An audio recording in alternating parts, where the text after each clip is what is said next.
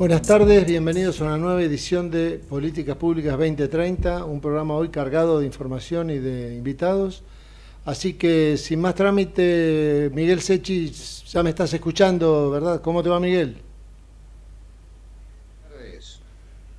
Bueno, te dejo el aire, Miguel, sé que hay muchos invitados, así que buen programa.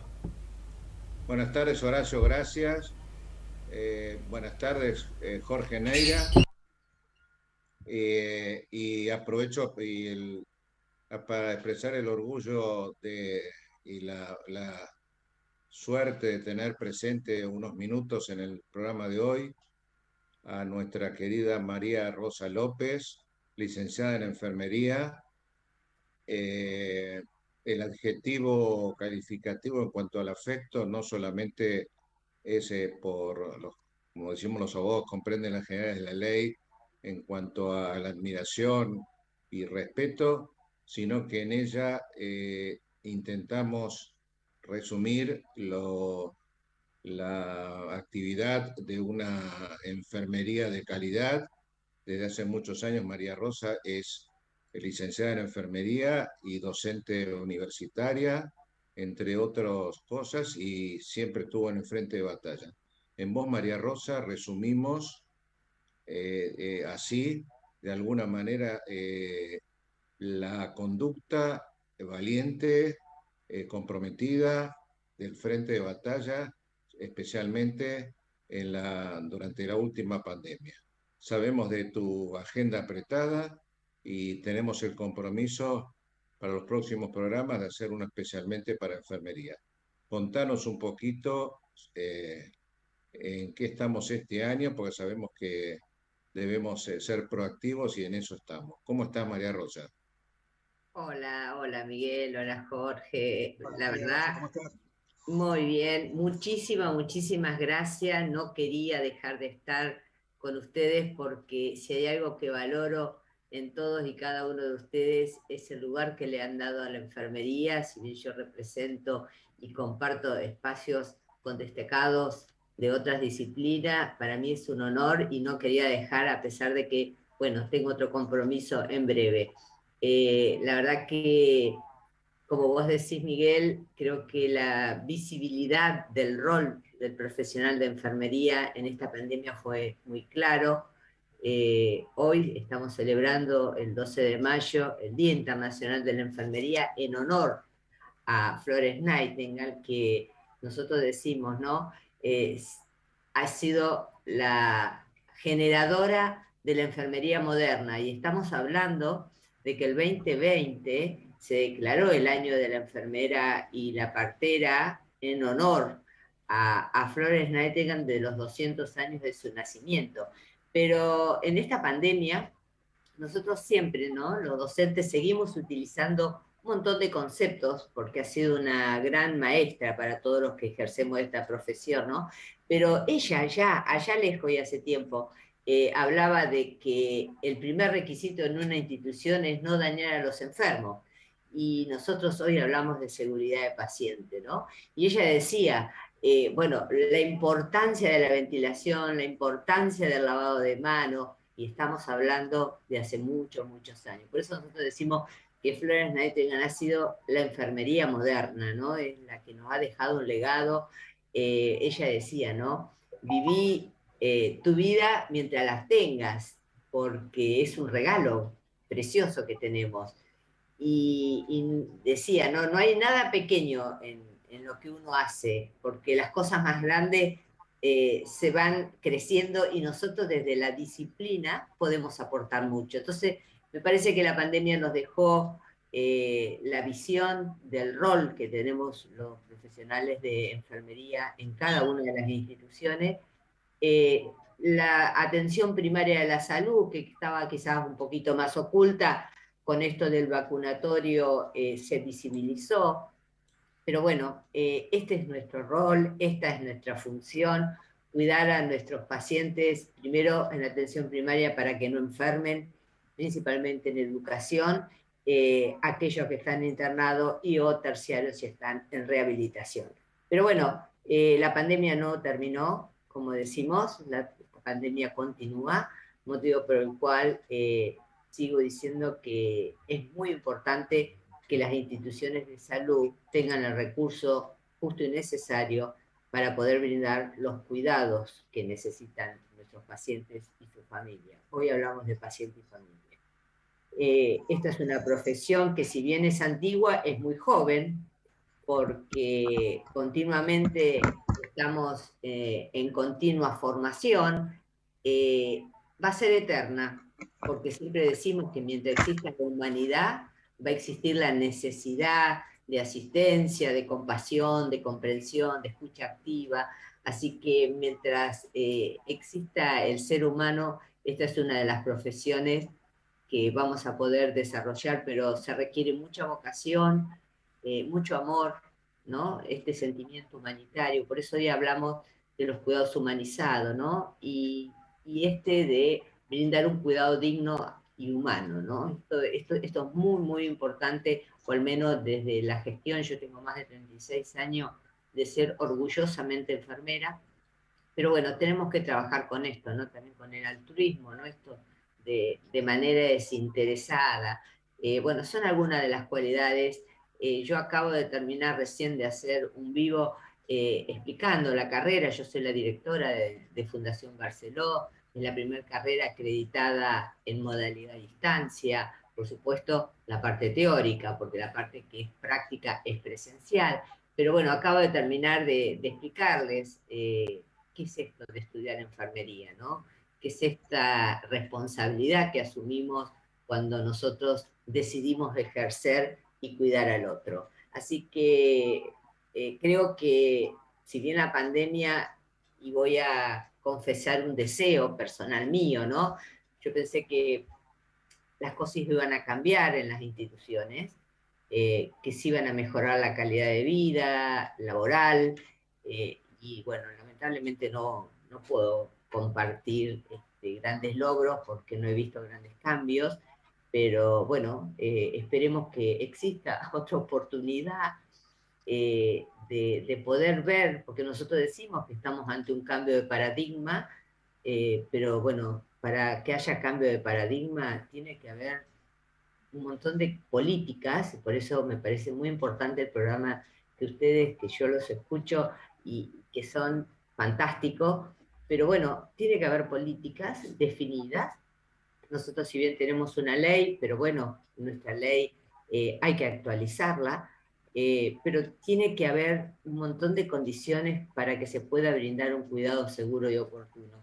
Porque siempre digo lo mismo, ¿no? Cuando el paciente necesita ese cuidado es ahora, y enfermería está 365 por 24 horas. Así que bueno, este era mi mensaje, agradecerles el espacio.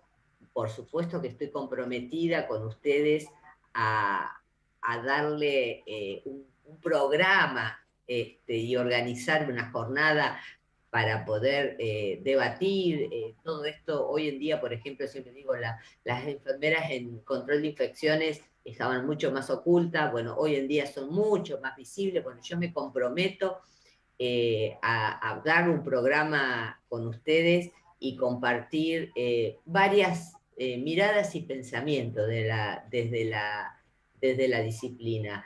Yo, muchos años dedicada a la gestión, orgullosamente en Clínica del Sol, en Sanatorio Finoquieto, he sido muy feliz dirigiendo enfermeros.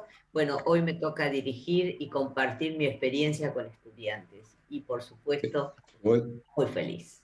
Te voy a pedir un minutito más para alguna pregunta o acotación del doctor Jorge Alberto Neira, por favor. Para mí es un honor que esté Neira, primero porque lo quiero, independientemente que es médico, independientemente yo lo quiero a Neira. Así que para mí es un honor, Jorge, que estés bueno, conmigo. Sabés lo mucho que te quiero. Sabes, María Rosa, que haya compartido, y además he compartido la admiración que yo también tengo por enfermería, ¿no?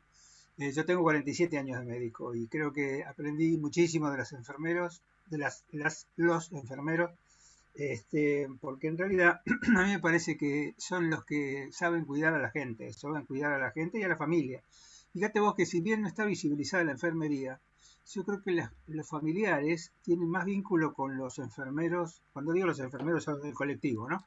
Es decir, de enfermería. que con los médicos, porque como dicen, algún trabajo americano decía que los médicos somos de Venus, de Marte, y las enfermeras son de Venus. Y esto no tiene nada que ver con el género, sino que tiene que ver con que el médico está acostumbrado a diagnosticar y tratar, y la enfermera está acostumbrada a cuidar. Y a mí me parece que ese cuidado amoroso que tiene enfermería es sustancial en el equipo de salud. Eso es lo que nuclea, digamos, la efectividad que tiene el equipo de salud.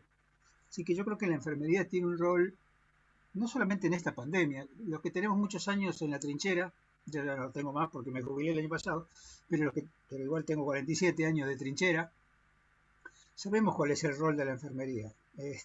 Durante mucho tiempo costó hacerles entender a la gente que la enfermera no era un subordinado del médico, sino que era un profesional como el médico. Bueno, finalmente creo que eso se está logrando que la gente interprete que la enfermería no es un auxiliar, sino que es un elemento del equipo de salud tan importante como el médico, el kinesiólogo o el nutricionista, por así decirlo, ¿no? Y a mí me parece que esto es bueno. Yo creo que igual, digamos, me parece que un tema fundamental, como vos decís, es que no está reconocido en la importancia que tiene el equipo de salud. Y en ese sentido se ve a través de los salarios, se ve en lo que vos decías, que yo comparto plenamente, que es el ámbito de trabajo, ¿no? La calidad del ámbito de trabajo. Y la calidad del ámbito de trabajo se mide también por cómo le va a la gente que trabaja en ese lugar, ¿no? Que sea un ámbito adecuado, que cuando uno se levanta a la mañana tenga ganas de trabajar porque le produce satisfacción profesional. Y esto es lo que yo creo que tenemos que insistir de alguna manera. Yo creo que tenemos que trabajar en este punto porque me parece que hay que interpretarlo como una cosa de equipo de salud, ¿no? No solamente como una cosa sectorial, porque eso lo único que logra es generar diferencias entre las personas, sino como una reivindicación, un nuevo cambio de paradigma, como vos decías, del equipo de salud. ¿Qué significa un equipo de salud? Porque el equipo de salud está formado, digamos, por la enfermería, por los kinesiólogos, por los médicos, por todo el equipo que trabaja en el lugar donde está trabajando, ya sea tanto la atención primaria como en la internación, como en el tercer nivel, como vos comentabas. Y a mí me parece que esto es una cosa. Mira, yo soy presidente del Consejo de Certificación de Profesionales Médicos de la Academia, y yo hace rato que vengo insistiendo que nosotros tenemos que cambiar el perfil para hacer Consejo de Certificación de Profesionales de la Medicina. Y dentro de los profesionales de medicina está la enfermería. Porque a mí me parece que nosotros tenemos que jerarquizar, tenemos que ver a la enfermería como un par. Yo esto lo hablaba con Elena Perici la vez pasada, me parece que todavía no terminan de entender bien cuáles son los límites, pero acá no hay límites, acá justamente es un trabajo conjunto, demostrar que la enfermería tiene tanta importancia como el médico en lo que significa un sistema de salud. Sí, tal cual como vos decís, ya hoy en día no se habla de las profesiones, se habla de los equipos de salud, y en este cambio de paradigma entre el antiguo y el nuevo paradigma, siempre decimos, el mundo camina hacia un nuevo mundo que va a cambiar a la sociedad, ¿no? Y siempre digo que las empresas, las instituciones y todos tenemos que aportar ese cambio, porque antes estaba muy centrado en los productos, bueno, hoy en día está centrado en las personas, y yo siempre tenía desde la gestión algo que decía, cuidando al que cuida, ¿no? Yo siempre decía, si yo cuido a los profesionales, ellos van a cuidar muy bien a nuestros pacientes. Claro. Pero tenemos que ver esto, ¿no? Ver un poquito esto de la calidad de vida. Yo les recuerdo que nosotros, triste y lamentablemente, no somos reconocidos en el ámbito de profesionales en la salud, estamos como área administrativa. Bueno, la verdad que esto es un tema pendiente que tiene la sociedad y la política a nivel nacional de que nosotros somos profesionales de la salud, brindamos cuidado y ese es nuestro rol. Pero bueno. Yo creo que no solamente que tiene esta duda que vos decís, la tiene la sociedad, sino también lo tiene la medicina. La medicina sigue teniendo todavía este viejo concepto de que la enfermera no es lo mismo que el médico. Y a mí me parece que es un error, digamos. En Estados Unidos, cuando un paciente se va de alta, no le preguntan al médico, le preguntan a la enfermera, que es su enfermera de cabecera o su enfermero de cabecera. La enfermera tiene una relación con el paciente y la familia, una relación digamos, de posicionamiento mucho más importante que la que nosotros le hemos sabido generar aquí en este país. Y yo creo que la enfermera es quien debería marcar. Muchas veces a mí las enfermeras, cuando hacemos el recorrido, me dicen, che, ¿no, no te parece que habría que hacer tal cosa?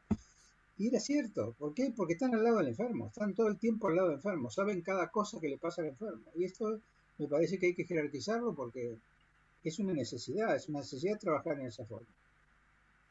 Sí, yo creo Además, que esto de la hegemonía médica está cambiando lentamente, pero está cambiando, por eso valoro muchísimo toda tu trayectoria, porque conozco, porque si bien yo con vos nunca he trabajado, pero sí tengo colegas que siempre hablamos, siempre estuviste al lado de los profesionales, escuchando la opinión, porque la realidad es que nosotros, siempre le digo yo al área médica, tenemos roles diferentes, pero tenemos que ser complementarios. O sea, los enfermeros cuidamos, los médicos diagnostican, hacen tratamiento, pero nosotros cuidamos. Y nosotros tenemos determinadas habilidades, ya sea habilidades blandas, esto de la integridad, de ver al paciente y la familia, ver el rasgo de personalidad que tiene el paciente, cómo asume o no su propia enfermedad.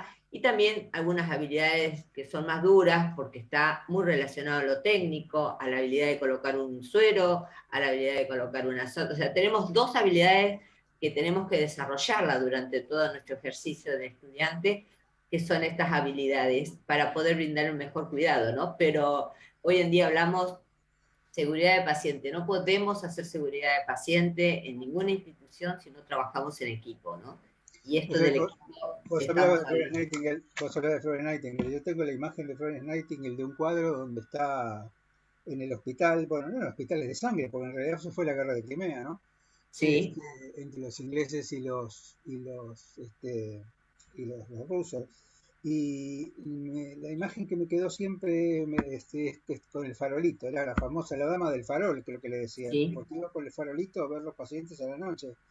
Y esto me parece que es una forma de monitoreo, ¿no? Es el comienzo del monitoreo, aunque es ir a ver a los pacientes con el farol. Y a mí me parece que eso fue lo que marcó fue lo que vos decís, lo que marcó fue la importancia del cuidado. Ella Sí, se sí. horrorizaba de ver lo que pasaba con la suciedad de los hospitales de guerra. Sí, sí, y siempre reconozco de que Florence Nightingale, si bien ella nació en Italia y después, bueno, estuvo en Estados Unidos, qué sé yo, era de una familia de muy buen poder adquisitivo, ¿no? Sí, sí, sí. Y ella, su objetivo era este, ¿no? Brindar servicio de cuidado. Y por eso se le llama, así como vos decís, la dama de la lámpara. Pero yo les puedo garantizar que yo como docente sigo utilizando un montón de frases para con mis alumnos porque nos han marcado sus enseñanzas, ¿no? Y la verdad que para mí es un honor brindar homenaje a Flores en el día de la fecha. Sí, tal cual, compartido totalmente. Vos sabés que una de las cosas que... María Rosa, perdón. No, digo que una de las cosas que yo creo que tenemos que empezar a Adelante, trabajar... Jorge. No, te decía que una de las cosas que tenemos que empezar a trabajar es en el tema, hay una cierta vertiente, cierto grupo de salud, de solicitar la revalidación periódica de todas las profesiones de la medicina. Y a mí me parece que en ese sentido, bueno, nosotros tenemos alguna experiencia con la revalidación periódica entre los profesionales médicos, pero me parece que tenemos que avanzar también en otras, no solamente por el hecho de la exigencia, sino por el hecho de asegurarle a todos los que forman parte de ese grupo el acceso a los créditos para la formación profesional. Y me parece que sería muy bueno, además de que, bueno, hay toda una propuesta también de trabajar con un salario que esté vinculado, digamos, o que respete la formación profesional, ¿no? Con lo cual, digamos, podríamos acercarnos al salario que debería ser y no el que es. Así que, bueno, me parece que tenemos un largo trabajo por delante y creo que es una buena oportunidad, ¿no? Bueno, yo les agradezco muchísimo, muchísimo la invitación. Lamento no poderme quedar todo el programa, pero porque tengo en 5 minutos otra entrevista. Hoy es un día para nosotros muy movilizante porque estamos desde todo el día con alguna u otra jornada y terminamos como a las 9 de la noche. Motivo por el cual la jornada de Fundación Barceló yo decidí hacerla mañana porque hoy era demasiada la agenda. Así que nada, yo les agradezco muchísimo, Miguel, para mí es un placer verte, gracias como presidente del Foro de Desarrollo de la Ciencia, por seguir creyendo y dándole un lugar a esta enfermería en Argentina, y prometo organizar un próximo encuentro visibilizando un poco más las disciplinas, para que aquellos que nos escuchan y socialmente no conocen quizás qué hacemos o qué no hacemos, poder contarles. Bueno, muchas Nuestro felicidades. homenaje, María Rosa, también. Feliz día. Nuestro homenaje para ustedes en su día, feliz día, y después por privado organizamos con el doctor Neira una jornada como ustedes merecen. Muchas felicidades. Gracias. Muchas Chao, chao. felicidades. Chao, chao, gracias. Doctor Neira. Está duplicado, Miguel. ¿Eh? Está duplicado. No, pero es ¿Estoy no, qué? No, me confundí. Que la pantalla de... No, yo tengo en doble pantalla vos, pero... Jorge, ¿qué estás viendo? ¿Cuáles son tus últimas? Porque sé que siempre estás muy atento al desarrollo de la pandemia COVID. ¿Cuál es tu último, digamos, reporte? Parece que lo que hay, digamos, es un aumento de la cantidad de casos bastante significativo, digamos, ya están duplicando los casos, todos son las cepas, la BA2 de Omicron. Se supone que entre la inmunidad, digamos, de rebaño, más la inmunidad generada por las vacunas, más eso volvería a generar una nueva ola, digamos, de casos leves, pero es bastante llamativo porque los casos se incrementaron marcadamente, ¿no? Además parece que hay otros cuadros virales, hay gripe también que está circulando, así que yo creo que lo que hay que hacer es promover la vacunación. La vacunación significa que solamente creo que el 40% de las personas recibieron 3 dosis, o sea que ya se sabe que los que tienen más de 50 se pueden vacunar en todos lados, digamos, tanto en la ciudad como en la provincia, y la idea es que se traten de vacunar la mayor cantidad de gente posible, porque eso aseguraría Jorge, menos riesgo. ¿cuánto estimás que, no sé si la palabra es dura o cuál es la vigencia de la vacunación, tanto de la segunda como de la tercera? O sea, porque esto ya dicen que marchamos hacia la cronificación del COVID para vacunarnos todos los años.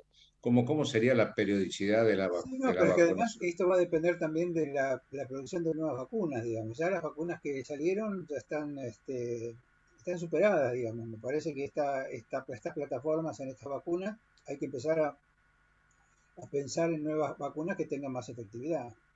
Así que tan es así que esta cosa de vacunarse 4 veces en 2 años, bueno, es una cosa relativamente rara. Si ustedes lo comparan con la vacuna de la gripe, que es una vez por año, esto parece como una cantidad mayor, y es porque todavía no se olviden que las vacunas se hicieron en tiempo récord, que se hizo lo mejor que se pudo, pero no lo bueno, digamos. Así que hay que seguir investigando y hacer una vacuna que sea mucho más efectiva contra la invasión viral, ¿no?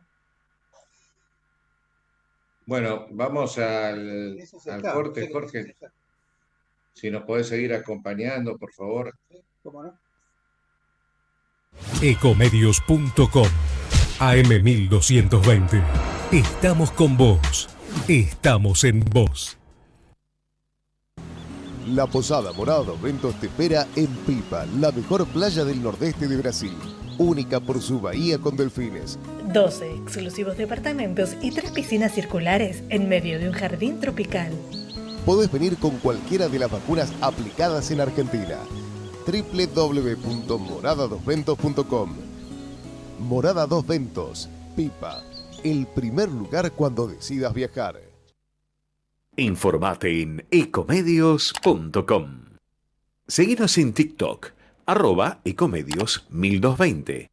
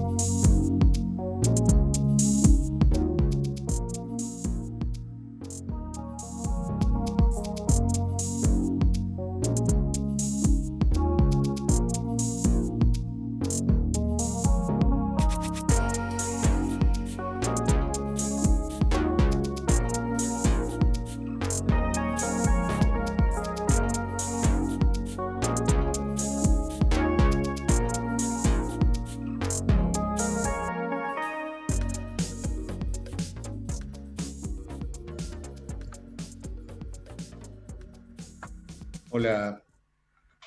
Bueno, continuamos con la segunda parte de Política Pública 2030. Jorge, ¿vos te acordás de esa frase que decían nuestros padres y abuelos? Estamos para bienes, Sí, cómo no. ¿no? De parabienes. ¿Estamos? De parabienes. No escuché, Que estamos de parabienes, decían. perdón. Que decían, estamos de parabienes. Digo esto porque tener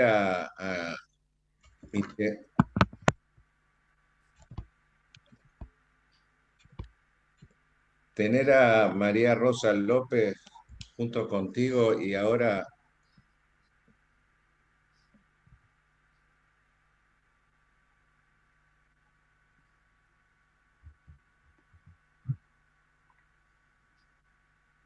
no sé cuándo, si está entrando,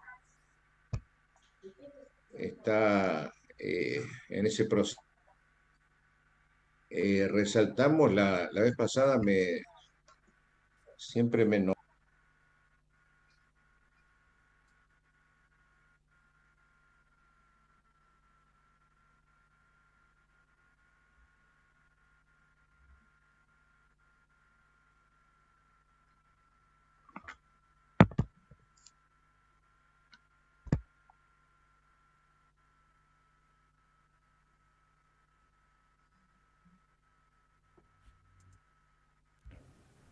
Ahí está.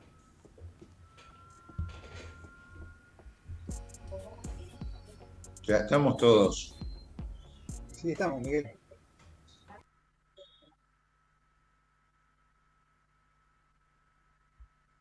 Buenas tardes, doctor Torres, doctor Daniel Alvarado. Hola Miguel, hola Jorge, ¿cómo andan? Ahí a Rubén no lo saludo porque todavía me ¿Cómo parece estás, que no Daniel? se conectó, o está en eso. ¿Qué tal? ¿Cómo les va? Muchas dificultades hoy para trasladarse por esta ciudad y alrededores. Sí, tal cual. Daniel, decía que estábamos de parabienes para, si hablamos de equipo de salud, y resaltamos siempre el rol del farmacéutico. ¿Cómo estás viendo vos luego de bueno, no luego, durante la pandemia? ¿Ha cambiado algo a posteriori? La gente comprende mejor, el directivo eh, lo, lo- lo ve de otra manera, el laboratorio. ¿Qué rol percibís que hoy tiene el farmacéutico, tanto institucional como de la comunidad? Mira, en lo personal, no voy a hablar como a cargo de Farmacéuticos Sin Fronteras en este momento como presidente, sino como farmacéutico. Ahora estoy justamente en la farmacia. Digamos, es como que nos volvió a poner la posibilidad en la pandemia, debido a que los farmacéuticos tuvimos que estar las 24 horas del día durante toda la pandemia, nos volvió a poner de cara a la sociedad para cumplir el rol de sanitario que, no digo en todos los casos, pero en alguno de ellos se había perdido. Así que fue un desafío y es un desafío como profesión seguir estando al lado del paciente. Fueron situaciones muy, muy comprometidas en lo personal, y como Farmacéuticos Sin Fronteras también, debido a que, bueno, nos encontramos que aquellos pacientes fundamentalmente crónicos que estamos atendiendo en todos los parajes, no solamente no había imposibilidad de conseguir la medicación, sino también de hacérsela llegar porque no había transporte. Pero bueno, de todas maneras no dejamos de incumplir y siempre encontramos la vuelta para que esa medicación, fundamentalmente para el paciente diabético, hipertenso, con EPOC, pudiera seguir accediendo en forma regular a la medicación, ¿no? ¿Cómo el paciente sabe que puede recurrir como una primera orientación al farmacéutico, y el farmacéutico responsablemente y profesionalmente lo orienta?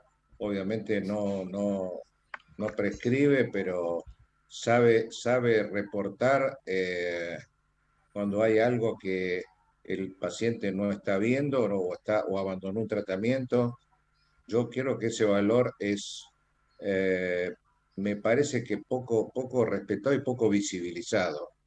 Yo sé de tu labor en Farmacéuticos Sin Fronteras, pero también tendríamos que visibilizar esa importancia del farmacéutico que recibe al paciente que está en la otra cuadra, ¿no? No, totalmente, totalmente. Bueno, ahí lo veo a Rubén también. Hola, Rubén. Rubén. Pero ¿Cómo estás, comparto, Rubén? Miguel, lo que vos decís, y ese rol hoy se enmascara o está contenido dentro de lo que se conoce y en el primer mundo se está realizando, que son los servicios farmacéuticos. Dentro de eso, el trabajo en equipo, el trabajo con médicos, con enfermeros, con asistente social, digamos, es muy importante que cada uno tenga claro y actuemos, como decía María Rosa en el bloque anterior, en forma, en equipo y en forma complementaria, ¿no? Bueno, después de que Rubén Torres, seguramente el doctor Rubén Torres ha podido superar todos los piquetes, siempre nos acompaña con gran esfuerzo. Hola Rubén, ¿cómo estás? ¿Me escuchás? Me parece que está frisado, Miguel. Hola, ¿A ¿qué tal, Miguel? mutear? Buenas tardes. Perdón por las dificultades técnicas y la imperencia personal son una combinación complicada. ¿Por qué no aprovechamos, si les parece bien, que tenemos unos minutos, Rubén, y después en otros programas lo continuamos conforme la voluntad de ustedes en este diálogo, ya que está Jorge Neri y Alvarado? ¿Cómo estás viendo vos, Rubén, el tema del costo del medicamento, el financiamiento? O sea, ¿se advierte alguna política pública, como tratamos de hablar en este programa? ¿Hay algo de programa al respecto, o el alto costo o alto precio, que seguramente Alvarado se va a referir a eso, sigue todavía sin estar en la agenda?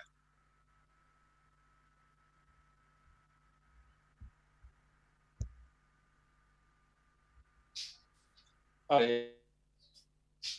intentar ser breve, como implica mi medicamento, creo que Daniel no lo puedo escuchar, pero por los que sé que él opina al respecto, representa hoy un problema grave, en especial impulsado por los medicamentos llamados de alto costo, que yo llamaría más de alto precio que de alto costo, ¿verdad?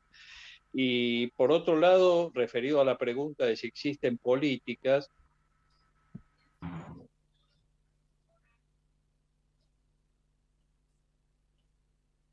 señor,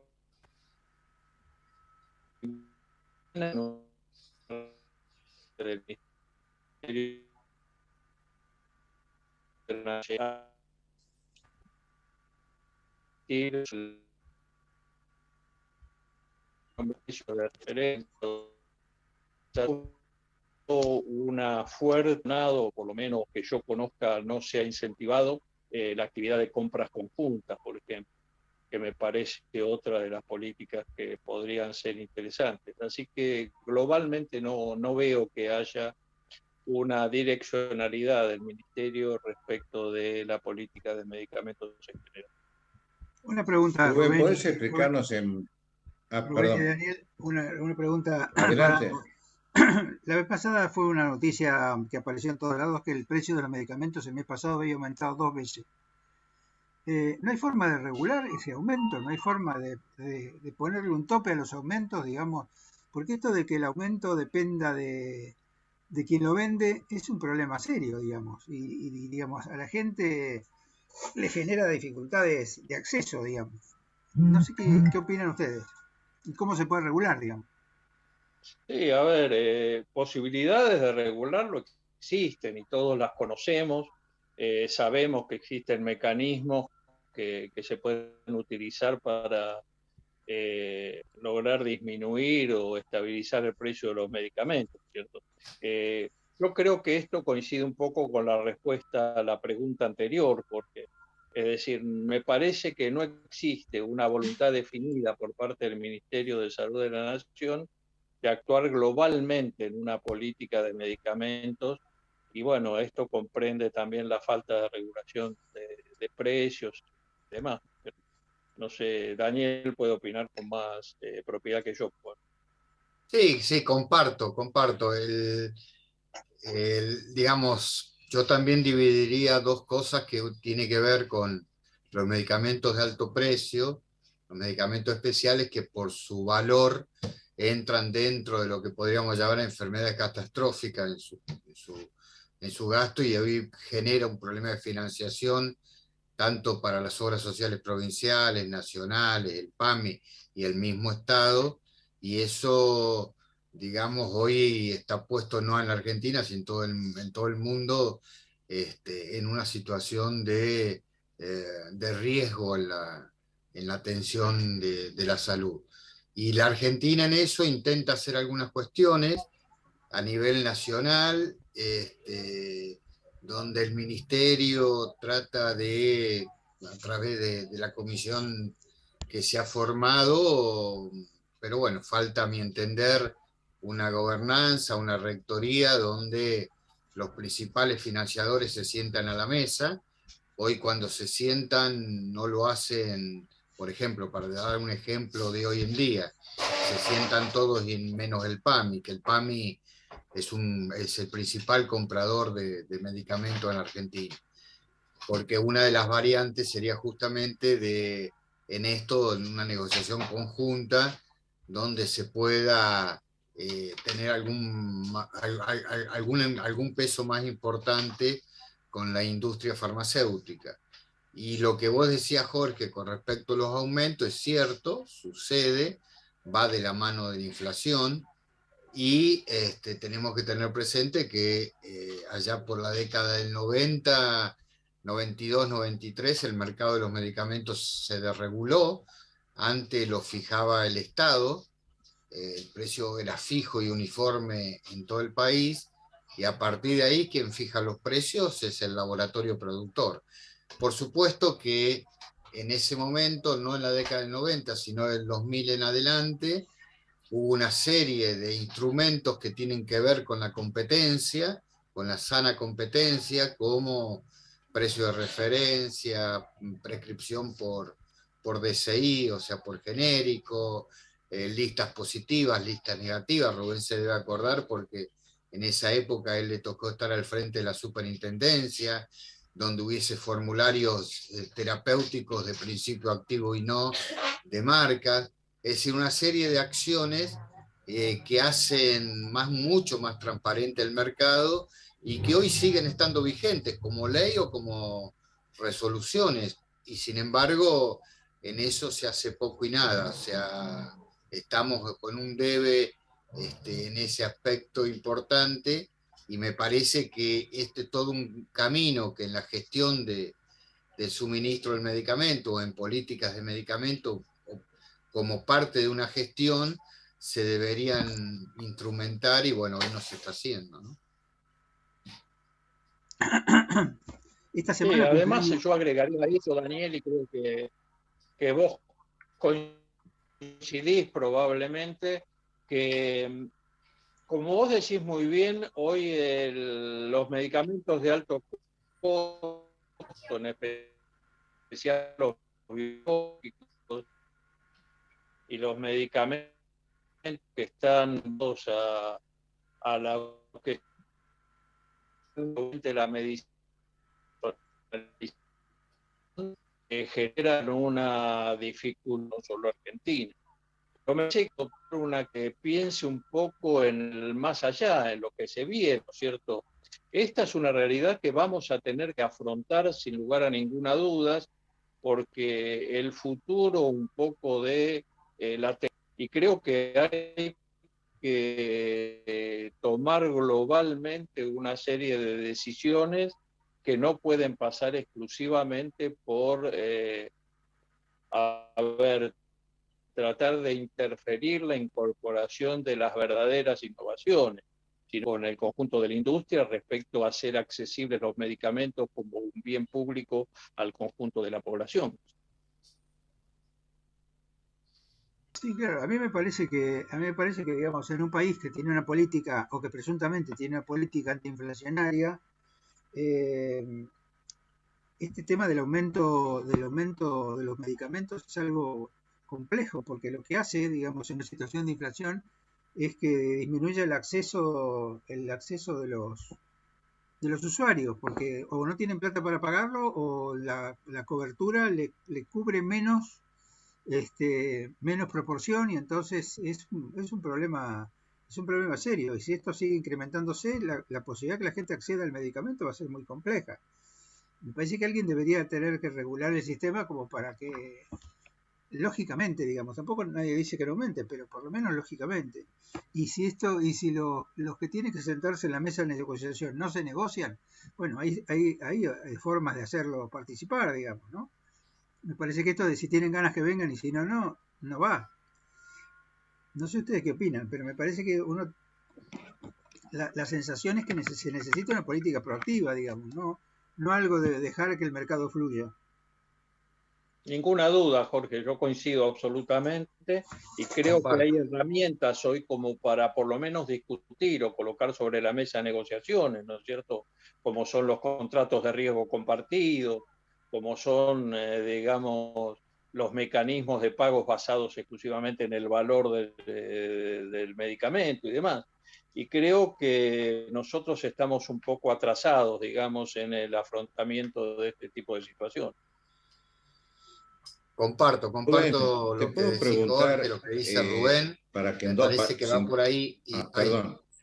No, para también dar la opinión en cuanto a que comparto lo que decía Rubén y lo que expresaba Jorge. Lo que sucede es que, si recordamos allá por los primeros años del 2000, la situación de inaccesibilidad y el medicamento, esto es mucho más grave en cuanto a la gente que no hace los tratamientos, que no puede llegar a tener una salud como se espera, la pobreza era muy alta, y ahora estamos también con una pobreza muy alta.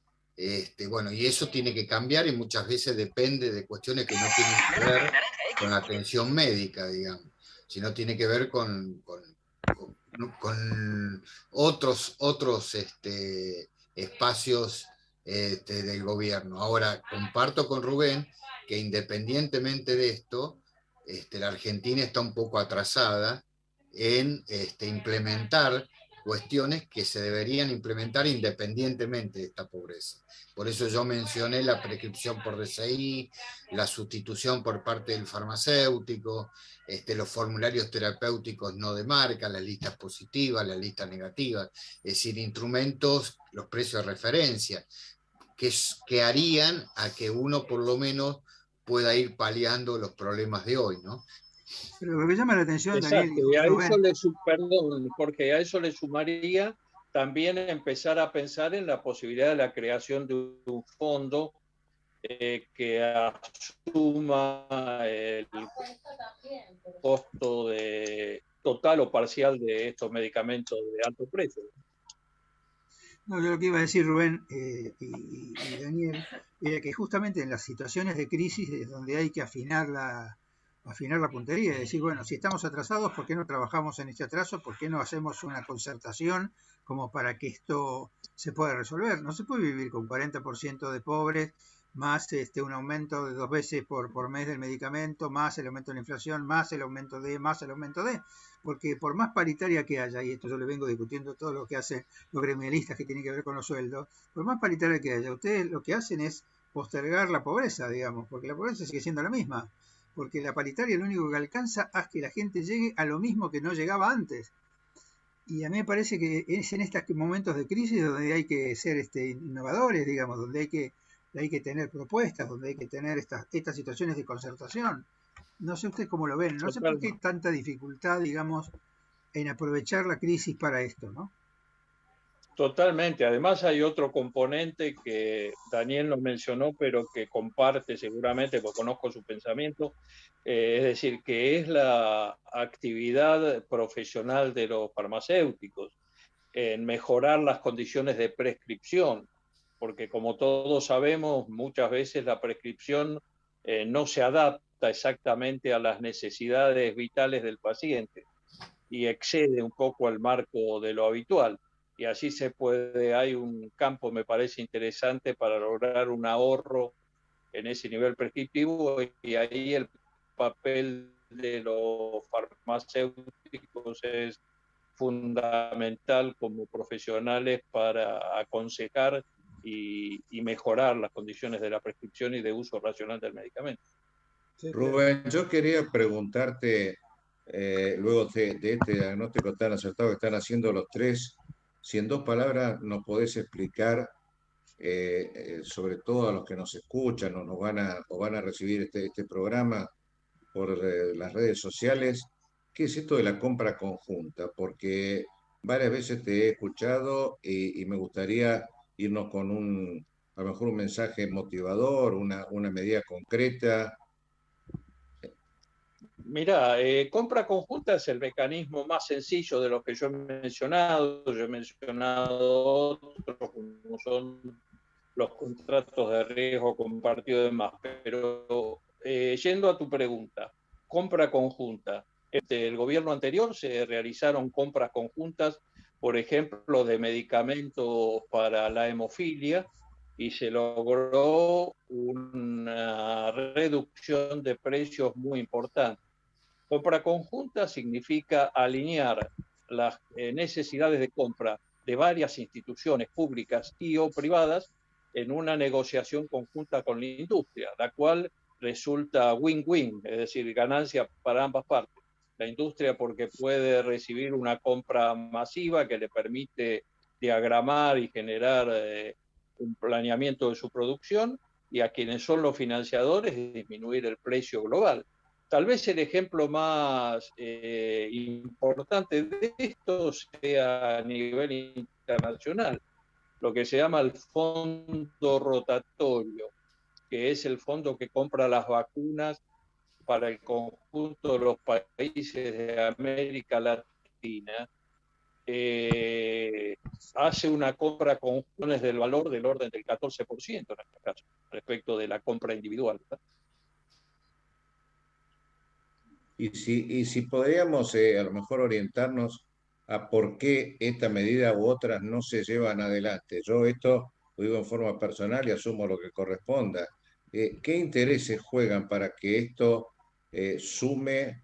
o la no solución sume más problemas de los que hoy el ciudadano a pie tiene?